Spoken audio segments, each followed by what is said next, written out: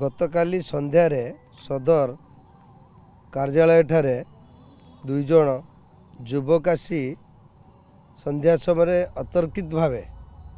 सेठी कबाट को गोईंटा मारले एवं सेठी आमर दुई जन माने कार्यकर्ता थिले तांको भी माने माड़ मारले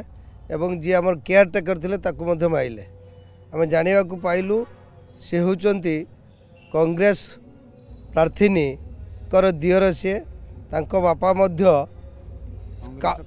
Congress 17 number ward 27 number ward councillor तेणु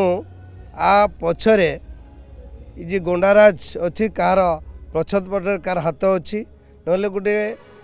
भारतीय जनता पार्टी एक नेशनल दल रे ए कार्यालय आसिक एभली भावे अतर्कित भावे से अराजकता ताको आमे निंदा करुचु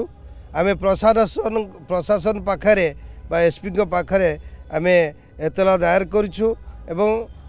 आईएससी पाखे मध्य एतला दायर करुचु ताको तदंतभुक्त करा जाऊ दोषी को दृढ़ कार्यानुष्ठान निया जाऊ दोषी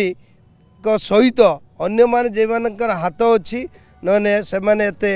हठात आसी एभली आक्रमण करि पारि न थांते ताको प्रछद पटे निश्चित जड़े बृहत शक्तिर हाथ अच्छी आम जाना पाऊँ ताकू मध्य कार्यानुष्ठान नियंतु एवं तदंत परिसरभुक्त को आणतु एवं जार हाथ अच्छी ताकू मध्य दंड विधान करा जाऊ। घटना किछि नथिला हठात से माने आसी विधायक को गाली गलौज कले एवं सेठी आमर जिलार उपसभापति गौरांग दास को तांको मध्य गाली गलौज कले अश्लील भाषा रे गाली गलौज कले एवं गंगा भाई आमर जे सेठिकार ऑफिस सेक्रेटरी ताकू मध्य गाली गलौज कले तेणु मु निवेदन रखुची ये जे अराजकता चली ए अराजकता को निश्चित दमन करा जाऊ एवं एमानकर कौन मंद उद्देश्य अच्छी ताकू मध्य लोकलोचन को अणा जाऊ एवं से मध्य मारिवा समय